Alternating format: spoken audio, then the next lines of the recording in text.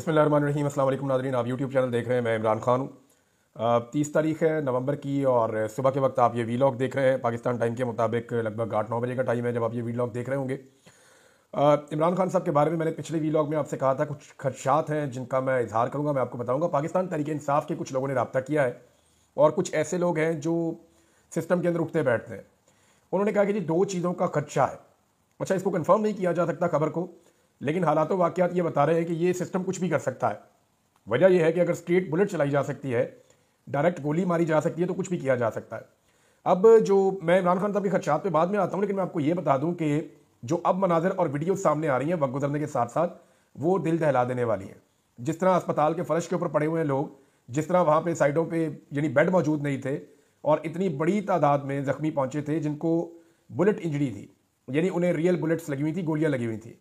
और ये लोग जो वहाँ पहुंचे अस्पताल में, इनकी गोलियां डॉक्टर ने निकाली हैं, सर्जरीज की हैं, डॉक्टर ने बाकायदा इंटरव्यू करके बताया है। अब ये जो अब मनाजिर आ रहे हैं वक्त गुजरने के साथ साथ, जैसे जैसे लोग अपने मोबाइल के अंदर वीडियोस निकाल रहे हैं, वैसे वैसे जो है वो सूरत हाल कितनी गंभीर थी उसका अंदाज़ा हो रहा है। पूरी दुनिया में इसके लिए आवाज़ उठ रही है। बरतानिया की पार्लियामेंट में इसके लिए आवाज़ उठी है। बरतानवी वज़ीर ख़ारजा का इसके ऊपर बड़ा कंसर्न और उनका एक स्टेटमेंट भी आया जो पाकिस्तान में हुआ। स्पेशली जो सहाफ़ियों को अगवा किया जा रहा है, मोतीउल्लाह जान को और शाकिर इवान साहब को, ये बड़ा अफसोसनाक वाक़या है। यानी वहाँ बरतानिया में भी इस पर आवाज़ उठी, ऑस्ट्रेलिया में भी इस पर आवाज़ उठी, अमेरिका में भी इस पर आवाज़ उठ रही है। और गायबाना नमाज जनाजा अमेरिका के मुख्तलिफ शहरों में और बरतानिया में भी आज के दिन के लिए अनाउंसमेंट किया गया है और मुख्तलिफ ममालिक में गायबाना नमाज जनाजा पाकिस्तानी शोहदा की अदा की जा रही है। इमरान खान साहब के हवाले से जो 2 शुबहात हैं, नंबर 1, उनसे मुलाकात नहीं करने दी जा रही। कुछ लोगों का यह मानना है कि इमरान खान साहब को जेल से कहीं गायब किया गया है या इमरान खान साहब को किसी मखसूस हिस्से में ले जाया गया है और वहां पे उनके ऊपर सख्ती की जा रही है या उनको परेशान किया जा रहा है। एक तो नैरेटिव ये है। और लोग ये कह रहे हैं कि अब कोई अनाउंसमेंट शायद ऐसी आ सकती है कि इमरान खान साहब का ट्रायल कहीं पे मिलिट्री ट्रायल होगा या कोई और चीज़ होगी। देखिए, इन चीज़ों को चैलेंज किया जा सकता था सुप्रीम कोर्ट ऑफ पाकिस्तान में, लेकिन अब आप चैलेंज कैसे करेंगे? वहां पे तो एक आईनी बेंच बन चुका है। तो जब सुप्रीम कोर्ट ऑफ पाकिस्तान में एक आईनी बेंच है और वो जो आईनी बेंच है वो हुकूमत की मंशा के मुताबिक है, यानी पीपल्स पार्टी ने, नून लीग ने और MQM ने मिलकर वो अपनी मर्जी के जजेस का बेंच बनाया है। वो चीफ जस्टिस भी अपना लाए हैं, उन्होंने बेंच भी अपनी मर्जी का बनाया है। तो वहां पे कैसे मुमकिन है कि इमरान खान साहब को इंसाफ मिले? अगर पाकिस्तान तहरीक इंसाफ पे फर्ज करें पाबंदी लग जाती है या गवर्नर राज लग जाता है या इमरान खान साहब को जो है वो मिलिट्री कोर्ट में भेज दिया जाता है, फौज की कस्टडी में दे दिया जाता है, तो ऐसी सूरत में ये मामला आईनी अदालत में जाएगा। आईनी अदालत को पूरी तरह से हुकूमत के कंट्रोल में है, तो वहां पे पाकिस्तान तहरीक इंसाफ के लिए किसी किस्म का भी रिलीफ नहीं मिलेगा। लेकिन क्या हुकूमत ये कर सकेगी? ये एक बड़ा सवाल है, क्योंकि अवाम की ताकत अभी भी इमरान खान के पीछे खड़ी है और बैनुल अक़वामी सतह पे तमाम तंजीमें जितनी भी हैं ह्यूमन राइट्स की, या जितने भी लोग ह्यूमन राइट्स के लिए बात करते हैं, आज़ादी इज़हार राय के लिए, रूल ऑफ लॉ के लिए बात करते हैं, जमहूरियत के लिए बात करते हैं, वो सारे इस वक्त इमरान खान को सपोर्ट कर रहे हैं। दूसरी एक और जो शुबा है जिसका इजहार किया जा रहा है वो ये है कि इमरान खान साहब की जान को खतरा है। किसी लेवल के ऊपर यह कहा गया कि एक असेसमेंट की गई है कि अगर इमरान खान को कुछ हो जाता है तो पाकिस्तान में किस नौयत का रिएक्शन होगा, ये किसी को अंदाजा भी नहीं है। ये जिन्होंने भी ये असेसमेंट की है, अगर की है, तो मैं उनको सिर्फ इस पर एक बात बता दूं कि आपको, मुझे और किसी को भी अंदाजा नहीं है कि फिर क्या होगा। इमरान खान इस वक्त कोई 80% पाकिस्तानियों के दिल में है और वो सारे लोग इस उम्मीद के साथ जी रहे हैं कि एक दिन इमरान खान बाहर आएगा और इमरान खान उनकी मुस्तकबिल के लिए बेहतरी करेगा। वो सारे इस उम्मीद के साथ जुड़े हुए हैं कि ठीक है, हम अगर अभी आज बाहर नहीं निकलते तो कोई ना कोई रास्ता निकलेगा, इमरान खान बाहर आएगा, कोई ना कोई उम्मीद बाकी है उनके दिमाग के अंदर। लेकिन अगर इमरान खान साहब को खुदा ना खास्ता जेल में कुछ हो जाता है या उन्हें कत्ल कर दिया जाता है तो 80% पाकिस्तानियों की उम्मीद टूट जाएगी। फिर इस लेवल का रिएक्शन आएगा कि उसका कोई अंदाजा भी नहीं कर सकता। इस मुल्क में क्या होगा, किस तरह से होगा, मामला किस नौयत के होंगे, ये कोई सोच भी नहीं सकता, कोई अंदाजा भी नहीं लगा सकता।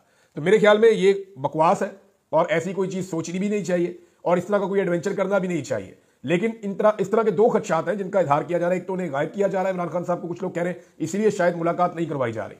इमरान खान साहब के वकला जाते हैं, मुलाकात नहीं करवाई जाती, जो लोग जाते हैं मिलने के लिए नहीं मिलवाया जा रहा। और दूसरा ये खदशे का इजहार किया जा रहा है कि खुदा न खास्ता इमरान खान साहब की जान को नुकसान पहुंचाया जा सकता है। नाज़रीन, मीडिया जिसको ये सारा मामला उठाना चाहिए था, पाकिस्तानी मीडिया तो मजाक उड़ा रहा है। सीनियर जर्नलिस्ट है जावेद चौधरी, तलत हुसैन, इन लोगों ने कैसा मजाक उड़ाया लाशों का। यानी आप इनकी वीडियोस निकाल कर देखें, आप कहेंगे यार कोई ऐसा भी हो सकता है मीडिया या गिद्ध है, ये कैसे लाशों का मजाक उड़ा सकते हैं। जो लोग मारे गए वो रियल बुलेट्स के साथ मारे गए। अब तो ऐसी भी एक वीडियो आई है, एक आदमी वीडियो बना रहा था और वीडियो बनाते बनाते अचानक उसके चेहरे के तासुरात बदल गए और वो शदीद तकलीफ में आ गया। उसने कहा जी मुझे गोली लग गई है। उसके बाद दूसरा इंटरव्यू उस आदमी का अस्पताल में से, वो उसमें बता रहा है कि जनाब 6-7 लाशें हैं। वो ये भी बता रहा है कि जी यहाँ पे हमारे बहुत सारे जख्मी हैं और वो ये भी बता रहा है कि मुझे गोली लगी है। और उसके बाद उसने एक्सरे उठाकर दिखाया कि ये देखें मेरे जिस्म में गोली मौजूद है और वो गोली दिखाई दे रही थी। अब मैं आपको ये बताता हूं कि ये जो गोली नजर आ रही थी उस एक्सरे के अंदर, वो गोली कोई पिस्तौल की गोली नहीं है, वो कोई रबर बुलेट नहीं है। मैं गोलियों को पहचानता हूं, मैं शिकारी हूं, मैं शिकार खेलता हूं और मैं हंटिंग लॉन्ग रेंज भी करता हूं, तो मैं गोली को पहचानता हूं। वो एसएमजी की गोली है, यानी या तो वो स्नाइपर की गोली है या वो राइफल की गोली है। एक्चुअली वो किसी पिस्तौल की या किसी शॉटगन की गोली नहीं है, वो एक्चुअली राइफल की गोली है जो चलाई गई है और एक मुजाहरा करने वाले शख्स को वो लगी है और बहुत सारे लोगों को लगी है। डॉक्टर्स कह रहे हैं हमने इतनी सर्जरी कभी अपनी जिंदगी में नहीं की जितनी हमने उस रात में की है। अभी तक सूरत हाल यह है कि अस्पताल के बाहर रेंजर्स वाले तैनात हैं। सवाल यह पैदा होता है कि पाकिस्तान तरीके इंसाफ के एहतजाज करने वाले चले गए। सवाल यह पैदा होता है कि वहां पे अब कोई मौजूद भी नहीं है। सवाल यह पैदा होता है कि इस अस्पताल के बाहर कभी भी ऐसा नहीं हुआ, दहशतगर्दी के वाकयात के बाद भी अस्पतालों के बाहर इस तरह से रेंजर्स को, पुलिस को तैनात नहीं किया गया, लेकिन यहां पर रेंजर्स को तैनात किया गया अस्पताल के बाहर। ये सवाल इंटरनेशनल मीडिया उठा रहा है कि ऐसा क्यों करना पड़ रहा है, जबकि डॉक्टर्स ऑफ द रिकॉर्ड ये बता रहे हैं कि हमारे पास से यहां से रिकॉर्ड हुकूमत ले गई है, हमें लोगों का पोस्टमार्टम भी नहीं करने दिया गया। जिन लोगों की लाशें वापस की गई हैं उनके लवाकिन से लिखवा के वापस की गई है कि आप कोई कानूनी कार्रवाई नहीं करेंगे, आपका बंदा जो है वो एक्सीडेंट के अंदर मारा गया है। वहां पे शफीक लुंड साहब की जो नमाज जनाजा हुई जनूबी पंजाब में, उसके अंदर हजारों लोगों ने शिरकत की है। जहां जहां पे नमाज जनाजा हो रही है, लोग बड़ी तादाद में नमाज जनाजा में शिरकत कर रहे हैं। पाकिस्तान तहरीक इंसाफ ने अब तक 12 अपने जो शहादतें हैं उनको कंफर्म किया है, बाकायदा तस्वीर देके, बाकायदा उनके नाम और उनके इलाकों के नाम बताकर, और उनकी वहां पे नमाज जनाजा भी हुई है और तमाम नमाज जनाजा के अंदर पाकिस्तान तहरीक इंसाफ की मकामी क़यादत शामिल हुई है। और वहां के लोग जानते हैं कि ये शख्स डी चौक में एहतजाज के लिए गया था, अब इसकी लाश वापस आई है। हुकूमत जितना मर्जी झूठ बोल ले, लेकिन ये सच अब छुपा नहीं रह सकता। ये पूरी दुनिया को पता चल गया है कि इस्लामाबाद में उस रात क्या हुआ। मीडिया के सवाल जो अभी पूछे जा रहे हैं मीडिया पे, वो बहुत अजीब है। यानी मीडिया पूछ रहा है कि जनाब आप एहतजाज करने डी चौक क्यों गए? ये क्या सवाल हुआ भाई? कोई भी जा सकता है एहतजाज करने के लिए। और आपकी पार्टी के अंदर इख्तिलाफ क्या हो रहा है, यानी कोई जाना चाहता, कोई नहीं जाना चाहता, तो एक्चुअली ऑर्डर किसका था? फिर ये फैसला किसका था डी चौक जाने का? ये सवाल मीडिया पूछ के टाइम जाया कर रहा है, विक्टिम ब्लेमिंग कर रहा है। वो ये कह रहा है कि ना ये डी चौक जाते ना इन्हें गोली लगती। और भाई डी चौक कोई पहली दफा नहीं आया, ये क्या कोई नो गो एरिया हो गया? वो पुरअमन एहतजाज करने आ रहे थे, आप उन्हें गिरफ्तार कर देते। गोली मारने का इख्तियार किसने दिया? पूरी दुनिया के किसी कानून में निहत्थे लोगों को गोली नहीं मारी जा सकती। हत्ता कि अगर किसी शख्स के पास हथियार है उसको भी गोली आप नहीं मार सकते जब तक कि वो आपके ऊपर गोली ना चलाए। किसी एक भी सरकारी आदमी को गोली नहीं लगी, या किसी एक भी जगह से ये रिपोर्ट नहीं हुआ मीडिया के जरिए से कि पीटीआई के लोगों के पास हथियार थे या वो हथियारों का इस्तेमाल कर रहे थे। जिसके हाथ में हथियार होता है उसको भी गोली नहीं मारी जा सकती, उसको वार्न किया जाता है, उसको गिरफ्तार किया जाता है। अगर वो गोली चलाए तो फिर उसके ऊपर गोली चलाई जाती है। ये इंटरनेशनली एक सेट पैटर्न है। लेकिन अब मीडिया के सवाल तो ये होने चाहिए थे कि जनाब गोली क्यों चलाई? सवाल तो ये होने चाहिए थे कि एहतजाज का पुरअमन हक जो है वो क्यों नहीं दिया गया?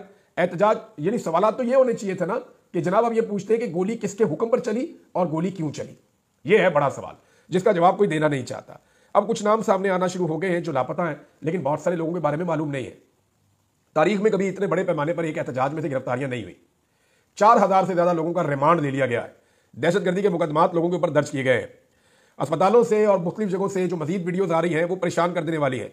आलमी मीडिया ने बहुत सारी चीजें क्लियर कर दी हैं। पाकिस्तानी मीडिया की सूरत मैंने आपको बता दी है और तहरीक इंसाफ की क़यादत की ये सूरत है कि ये इस्लामाबाद में कुछ लोग मौजूद हैं लेकिन अस्पताल जाने से कतरा रहे हैं। तहरीक इंसाफ की लीडरशिप को अस्पताल जाना चाहिए, डॉक्टर से मिलना चाहिए, वहां अगर कोई मरीज मौजूद है तो उनसे मिलना चाहिए। और जब तहरीक इंसाफ की लीडरशिप जाएगी अस्पताल में तो लाजमन उनके साथ इंटरनेशनल और नेशनल मीडिया भी जाएगा। फिर अगर उन्हें दरवाजे पर रोक दिया जाता है, रेंजर्स उनको रोक लेती है या उन्हें पुलिस रोक लेती है या उन्हें वहां से गिरफ्तार किया जाता है तो सुबह उनकी जमानत हो जाएगी। अस्पताल में जाना तो कोई बहुत बड़ा जुर्म नहीं है। तो अस्पताल जाना, अस्पताल की एडमिनिस्ट्रेशन से मिलना और वहां की सूरत हाल देखना, इसके लिए किसी किस्म की कोई एक्टिविटी पाकिस्तान तहरीक इंसाफ की क़यादत नहीं कर रही। ये उन्हें करना चाहिए और डाटा जितनी जल्दी हो वो फराहम करें कि हमारे कितने लोग जख्मी हैं। तहरीक इंसाफ बताए, ये बताए कि कितने लोग शहीद हुए हैं, ये बताए कि कितने लोग लापता हुए हैं, ये बताए कि कितने लोग गिरफ्तार हुए हैं और अब आगे स्ट्रेटेजी क्या है। इस हवाले से अली अमीन गंडापुर साहब ने एक स्टेटमेंट दिया, एक फजल रहमान साहब का भी है, दोनों मैं आपको बताता हूं। लेकिन वो जो नमाजी जो नमाज पढ़ रहा था कंटेनर के ऊपर, लोग उसका मजाक उड़ा रहे हैं कि तुम कंटेनर पे नमाज क्यों पढ़ रहे हो। तो मैं आपको एक वाकया सुनाता हूं। ये साबिर शाकिर साहब ने पिछले दिनों एक ट्रैवल किया था, एक शहर से दूसरे शहर, वो ट्रेन में जा रहे थे बरतानिया में। तो उन्होंने एक वाकया लिखा।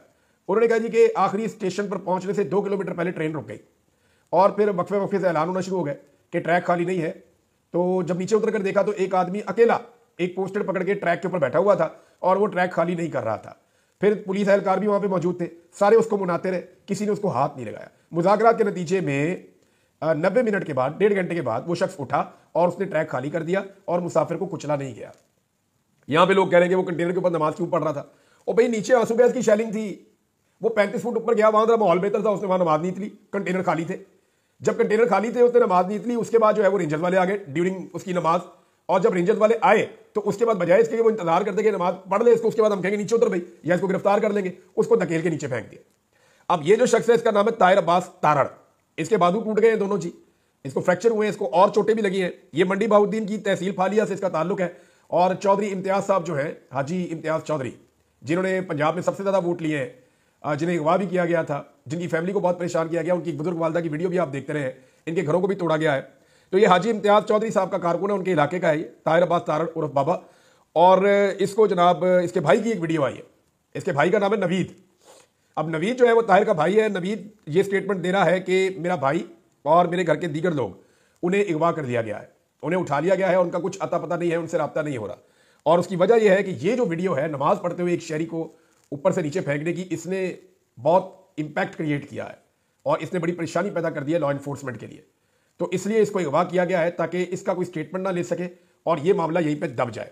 लेकिन मामला यहाँ कहाँ दबेगा, इसके अंदर उलमा को रद्द-ए-अमल देना चाहिए, उन्हें बताना चाहिए कि क्या नमाज पढ़ते हुए एक शख्स के साथ इस तरह का सलूक करना ये जायज़ है। मैं उम्मीद करता हूँ ताहिर अशरफी से कि वो बहुत बड़े आलिम दीन कहलाते हैं, तो वो ये कहें और बताएं कि एक नमाज पढ़ते हुए शख्स को इस तरह धक्का देकर ऊपर से नीचे फेंक देना, वो इसको जायज़ करार देते हैं। इस्लामी नजरियाती कौंसिल इसके ऊपर क्या मौक़िफ़ लेती है और मुफ्ती तकी उस्मानी साहब इसके बारे में क्या फरमाते हैं। नाज़रीन, ये जो कुछ भी हुआ इसकी असल कहानी क्या है, जरा इसको थोड़ा सा मैं आपको आज बिल्कुल सिंपल एक्सप्लेन कर देता हूँ। हुआ ये कि 2.5 साल पहले साजिश के जरिए इमरान खान साहब की हुकूमत गिरा दी गई। लोगों को बहुत गुस्सा आया, लोगों ने उस पर रद्द-ए-अमल दिया। फिर बड़ा लंबा अरसा इलेक्शन ही नहीं करवाए गए जानबूझकर, यानी जो ऐसी हुकूमत बनाई गई जो जाली हुकूमत थी, उसके बाद निगरान हुकूमतें आई तो फिर इलेक्शन ही नहीं करवा रहे थे। लोग भरते गए बहुत परेशान हो गए। फिर यह हुआ कि पाकिस्तान तहरीक इंसाफ के हाथ पांव बांध कर, उनसे इंतखाबी निशान छीन कर, उनके सारे बंदे उठाकर, यानी हर तरह का जो है वो जबर करके इलेक्शन करवाए गए और पाकिस्तान तहरीक इंसाफ ने क्लीन स्वीप कर दिया पूरे इलेक्शन में। इसके बावजूद फिर जाली फार्म 47 के ऊपर उनका मैंडेट छीन लिया गया। अब लोग अपना मैंडेट लेने के लिए वापस आए, लोगों ने तमाम दरवाजे खटखटाए, अदालतों में गए, हर जगह पे गए, ट्रिब्यूनल तब्दील कर दिए गए, रिटायर्ड जज लगा दिए गए, अदालत को ही बदल दिया गया, तमाम हथकंडे अपनाए गए, लेकिन इसके बावजूद जो हुकूमत आकर बैठी उसने डिलीवर भी नहीं किया। पाकिस्तान की माईशत पूरी तरह तबाह हो चुकी, पाकिस्तान के अंदर महंगाई अपने उरूज पर है। अब इन सारी चीजों को आप प्लस माइनस करें तो लोग गए खसारे में। अब वो लोग एहतजाज करने के लिए आते हैं और उन पर गोलियां चला दी जाती हैं। अब ये जो जुल्म और तशद्दुद पाकिस्तान में हो रहा है, ये गुज़िश्ता तकरीबन 2.5 साल से हो रहा है और 2.5 साल से अब तक पाकिस्तानियों ने सुख का सांस नहीं लिया। यहां अगवा बराए बयान होते हैं, यहां तशद्दुद किया जाता है, लाशें गिरती हैं, औरतों को और बच्चों को गिरफ्तार किया जाता है, लोगों को लापता किया जाता है, जबरी गुमशुदगियां होती हैं। एक मार्शल लॉ जैसी सूरत हाल है पाकिस्तान में। अप्रैल 2022 से लेकर अब तक लगभग 2.25 साल होने वाले, 2.5 साल से ऊपर हो गए हैं। चादर और चार दीवारी का तकद्दुस पामाल किया गया। पाकिस्तान की तारीख में सबसे ज्यादा गिरफ्तारियां जो सियासी नौयत की हुई हैं वो इस दौर में हुई हैं। ये है जी सिंपल कहानी। ये सारी एपिसोड इसी के गिर्द घूम रही है कि इमरान खान को नहीं आने देना, हमने इमरान खान को नहीं आने देना, दुनिया इधर से उधर हो जाए। और अब तो डर दुगना हो गया। वजह यह है कि पहले तो इमरान खान साहब के पास एक शहीद था ना, वो उसका हर जगह नाम लेते थे, वो हर जगह कहते थे कि मेरा शहीद, वो हर जगह पे नाम लेते थे। जिले शाह की ज्यादती हुई बहुत हमारे साथ। अब तो उनके कई लोगों को शहीद कर दिया गया है और अब तो इमरान खान का ये लोग सामना नहीं कर पाएंगे। और इमरान खान साहब किसी किस्म का कंप्रोमाइज करने के लिए फिलहाल अब तक तैयार नहीं है। गंडापुर साहब ने वफाकी हुकूमत के साथ जो है वो और फौज को, वफाकी हुकूमत को और इदारों को मुखातिब किया है अपनी असेंबली में खड़े होकर। उन्होंने कहा गवर्नर राज लगाना है तो लगा दो, इसके बाद तुम हमारे सूबे में नहीं रह सकोगे। ऐसा नहीं है, वो सूबे में ही रहेंगे और गवर्नर राज अगर वो लगाना चाहेंगे तो वो लगा भी देंगे, लेकिन इसका फायदा अली अमीन गंडापुर साहब को होगा, इमरान खान साहब को और पाकिस्तान तहरीक इंसाफ को होगा। उनकी मकबूलियत में इजाफा होगा। गो कि उनके पास जो एक सूबे में हुकूमत है वो उनकी चली जाएगी, लेकिन इसके बावजूद वैसे भी वहां पे उनकी हुकूमत किस नौयत की है, कोई काम तो वो खुद कर नहीं सकते, मजबूर है वहां पे। लेकिन एक हुकूमत के कुछ थोड़े बहुत फायदे होते हैं, वो फायदे भी चले जाएंगे, लेकिन इसका सियासी फायदा इमरान खान को और अली अमीन गंडापुर को होगा। और पाकिस्तान में सफोकेशन और पाकिस्तान में जो एक माहौल बना हुआ है ना, घबराहट का, एक बिल्कुल सफोकेट किया हुआ पूरे माहौल को, घुटन का एक माहौल बना हुआ है, वो घुटन पाकिस्तान में मजीद बढ़ जाएगी। अली अमीन गंडापुर ने खिताब करते हुए हुकूमत को धमकी दी कि इस वक्त से डरो जब हम ये कहेंगे कि हम भी गोली का जवाब गोली से देंगे। अगर तुमने फस्तायत जारी रखी तो फिर हम भी गोली का जवाब गोली से देने के लिए तैयार होकर आएंगे, फिर बताएंगे कि कौन भागता है। उन्होंने कहा पाकिस्तान में आइन की पासदारी का मकसद हासिल करके ही दम लेंगे, हमें इमरान खान की रिहाई चाहिए और जल्द से जल्द चाहिए। अली अमीन गंडापुर ने कहा कि अवाम अपने हक के लिए आइन के मुताबिक पुरअमन होकर निकले, लेकिन जब यह समझो कि तुम्हारा पुरअमन रहना कमजोरी बन रहा है तो इमरान खान से भी कहूंगा कि आइंदा पुरअमन रहने का ना कहना। उनका कहना था कि एक पुरअमन जमात पुरअमन तरीके से अपने लीडर की रिहाई के लिए निकलती है, पुरअमन एहतजाज के शुरका पर गोलियां बरसाना शुरू कर दिया जाता है। उन्होंने कहा हम कुर्सियों वाले नहीं है, गवर्नर राज लगाना है तो लगाओ, क्या हमारा खून सफेद है? दहशतगर्दी का मुकाबला हम करें, गवर्नर राज से डराते हो, चैलेंज देता हूं कि लगाओ गवर्नर राज। अली अमीन गंडापुर को गवर्नर राज इस वक्त सूट करता है, अगर लगेगा भी तो हो सकता है कि कुछ अरसे के अंदर वो खत्म हो जाए। क्योंकि उसके कुछ कानूनी मामला भी होते हैं, वो लगा नहीं रह सकता। तो अली अमीन गंडापुर साहब के ऊपर इस वक्त जो बहुत ज्यादा बोझ है, या लोग ये कह रहे हैं कि वो अपने कारकुनों को छोड़कर दूसरी मरतबा चले गए और कारकुन वहां पे शहीद हुए हैं, तो इसका जो बोझ है वो अली अमीन गंडापुर साहब के ऊपर से कुछ हद तक उतर जाएगा। उन्होंने कहा इस्लामाबाद के चौकों पर मुझ पर फायर किए गए। इमरान खान ने हुक्म दिया कि डी चौक पहुंचे, हम पर बराह रास्त कई बार कातलाना हमले हुए, चाइना चौक और डी चौक में फायरिंग की गई। अपनी नस्लों को महफूज करने के लिए हमें इंकलाब लाना होगा। कौम को बताना चाहता हूं कि कुर्सी नहीं, इज्जत और खुददारी चाहिए। वादे रहे कि जुमेरात को हुकूमती ज़राए का बताना था कि वफाकी काबीना की अक्सरियत ने खैबर पख्तूनख्वा में गवर्नर राज लगाने की हमायत की है।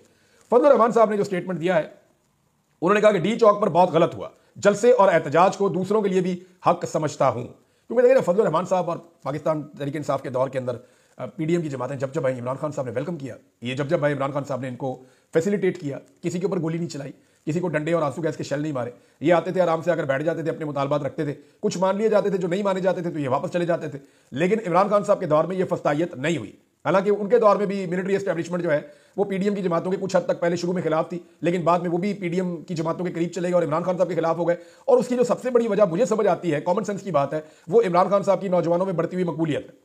पाकिस्तान के अंदर जो है वो एक सेट पैटर्न है कि एस्टेब्लिशमेंट कभी भी किसी ऐसे सियासतदान को नहीं रहने देती जिसकी अवाम में मकबूलियत बढ़ जाए। अब शाकिर अवान साहब के हवाले से नाज़रीन मैं आपको बताऊं कि उनका केस लगा लाहौर हाई कोर्ट में, लेकिन उनकी वालदा से धोखे से एक तहरीर दे दी गई है पुलिस की जानिब से और अपनी मर्जी की एफआईआर काटी जा रही है, यानी एक के बाद एक धोखा किया जा रहा है।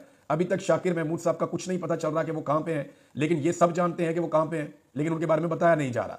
अदालत ने पीर तक की तारीख दे दी है, लेकिन मैं खराज तहसीन पेश करता हूं तमाम सहाफ़ियों को जो लाहौर में है। उन्होंने अपना हक अदा किया है, पूरी आवाज़ उठाई है, पुलिस के सामने भी, अदालत में भी, हर जगह पे उन्होंने जोरदार तरीके से आवाज़ उठाई है। और मैं उम्मीद करता हूं वो आवाज़ उठाने का ये सिलसिला जारी रखेंगे और शाकिर अवान जल्द बाजियाब हो जाएंगे। मेरी इस्लामाबाद के सहाफ़ियों से गुजारिश है कि वो तमाम लोग जैसे मुतीउल्लाह जान साहब के लिए आवाज़ उठाई है, इसी तरह वो तमाम लोग पूरे जोर से और जोरदार तरीके से शाकिर महमूद अवान साहब के लिए भी आवाज़ उठाए, जिनके एक ट्वीट ने पूरी हुकूमत को हिलाकर रख दिया है। अब तक के लिए इतना ही, अपना ख्याल रखिएगा, अपने इस चैनल का भी। अल्लाह हाफ़िज़।